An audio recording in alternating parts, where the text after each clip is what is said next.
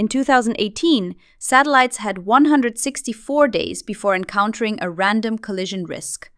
Fast forward to today, and that number has plummeted to just 5 days. Scientists refer to this as the crash clock, a ticking time bomb echoing the warnings of physicist Donald Kessler from 1978.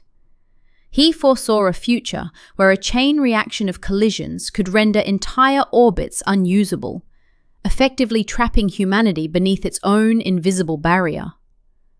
Kessler's theory, both simple and alarming, suggested that once debris reached a certain density, collisions would generate fragments faster than they could fall back to Earth. This cascade effect wouldn't occur overnight, but would unfold over decades, with each new satellite facing greater collision risks than its predecessors.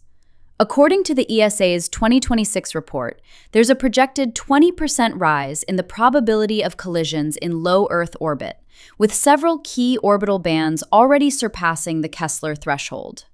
Starlink alone executed over 355,000 collision avoidance maneuvers last year, 3 times more than in 2024. Even SpaceX warns its investors that debris could make entire orbital shells unusable. If you're intrigued by humanity's most significant hidden risks, don't forget to subscribe for more insights.